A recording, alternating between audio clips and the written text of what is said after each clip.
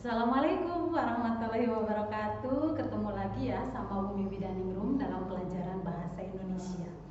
Alhamdulillah kita bisa bertemu kembali, bertatap muka kembali. Semoga selalu dalam keadaan sehat walafiat.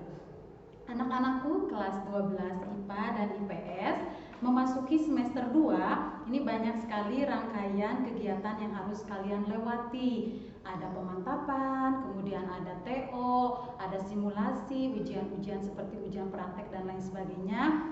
Tetap semangat, tetap bahagia. Lihat Umi, mudah-mudahan imunnya makin naik ya, menularkan aura positifnya. Baik, untuk pelajaran bahasa Indonesia ini ada 2 materi lagi yang akan Umi sampaikan. Pada minggu sekarang Umi mau menyampaikan materi tentang artikel yang sudah di-share materinya di Classroom dan grup WA ya.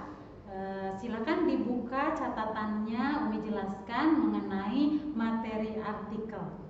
Yang pertama tentang materi artikel itu ada pengertian. Pengertian dari artikel itu adalah karangan faktual secara lengkap dengan panjang tertentu yang dibuat untuk dipublikasikan. Jadi sama seperti materi editorial yang sudah dijelaskan, itu artikel juga disampaikannya dalam majalah, dalam koran, buletin dan lain sebagainya. Kemudian tujuannya dalam menyampaikan artikel itu menyampaikan gagasan dan fakta yang dapat meyakinkan, mendidik dan tentu saja mudah-mudahan menghibur ya bagi para pembacanya. Itu dari pengertian artikel. Kemudian lanjut ke materi artikel berikutnya yaitu ciri-ciri artikel. Ciri-ciri artikel ini ada beberapa poin yang nanti Umi sampaikan. Yang pertama adalah isi tulisannya ini didasari oleh fakta, bukan sekedar mitos. Jadi kebenarannya bisa dipertanggungjawabkan ya.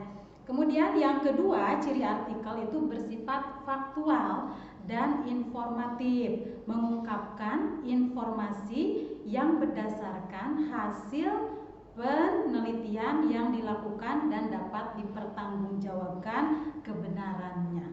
Itu ya ciri yang kedua. Kemudian yang ketiga, kalau dalam artikel ilmiah itu harus ada opininya ya.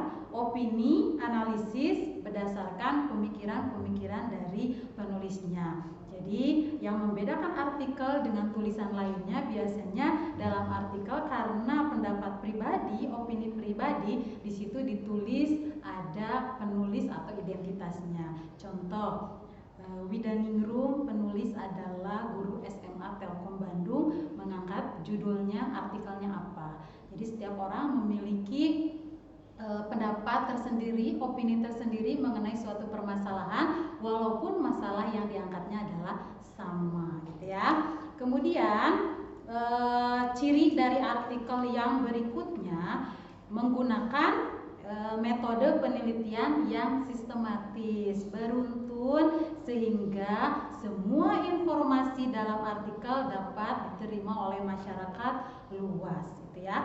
Kemudian yang kelima, ciri dari artikel itu menggunakan bahasa yang resmi, yang sopan dan baku. Karena harus lugas ya, harus lugas, kemudian harus logis, menggunakan bahasa denotatif, tidak menggunakan bahasa kias karena ini karangan ilmiah.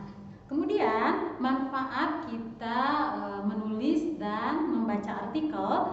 Yang pertama, manfaatnya itu sebagai sarana untuk menyampaikan ide penulis dan mengembangkan daya imajinasi secara kreatif ya dan inovatif. Kemudian yang kedua, berpikir sistematis serta berbahasa secara tertib dan teratur. Ada dari pendahuluan, isi sampai penutup sehingga kita sebagai penulis dan juga pembaca cara berpikir kita jadi teratur ya, sistematis. Kemudian juga dengan menuliskan artikel kita bisa memahami tujuan menulis yang nantinya akan mampu menguasai kompetensi menulis yang ingin kita capai.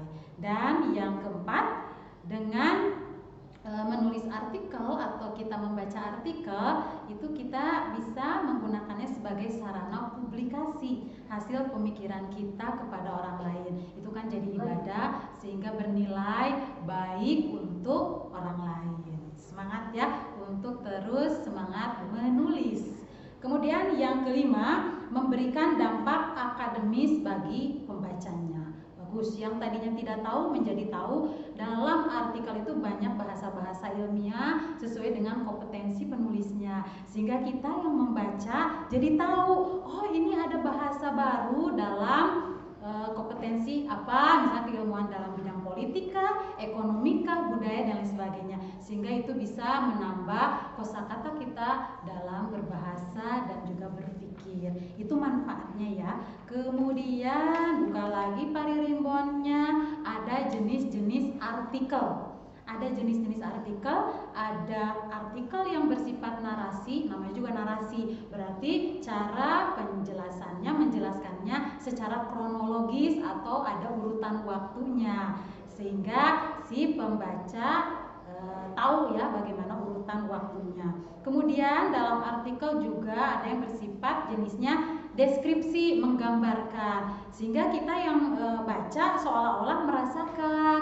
Kemudian kalau deskripsi itu kan menggambarkan ya, mendengar, melihat, membaca keadaan-keadaan yang ada di sekitar, seolah-olah kita ikut berempati dengan apa yang penulis lakukan gitu ya. Kemudian ada lagi jenis artikelnya, jenis argumentasi. Jadi argumentasi ini tujuannya membuktikan kebenaran suatu pendapat atau kesimpulan dengan data atau fakta sebagai alasan atau bukti. Dengan argumentasi, pengarang mengharapkan pembenaran pendapatnya dari pembaca.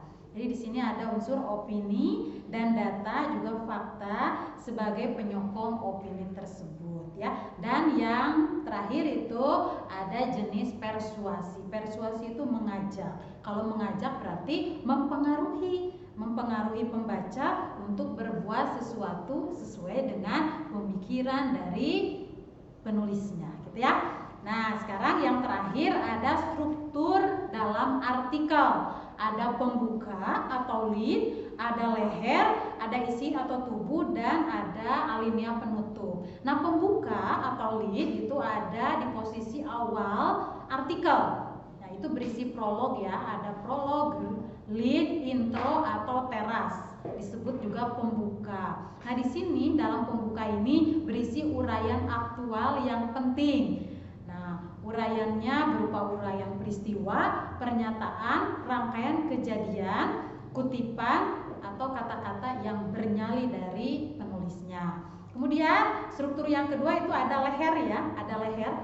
Leher ini kita sambungkan yang tadi teras dengan isi materi, jembatan atau pengaitnya antara pernyataan dengan uraian masalah yang nanti akan disampaikan pada bagian ketiga, yaitu isi atau tubuh. Ini sangat penting nih, sangat penting karena segala permasalahan dituangkan berupa tulisan eksplanasi. Fokus ya, jangan keluar dari pokok pembahasan yang sedang dibicarakan dalam tema artikel itu.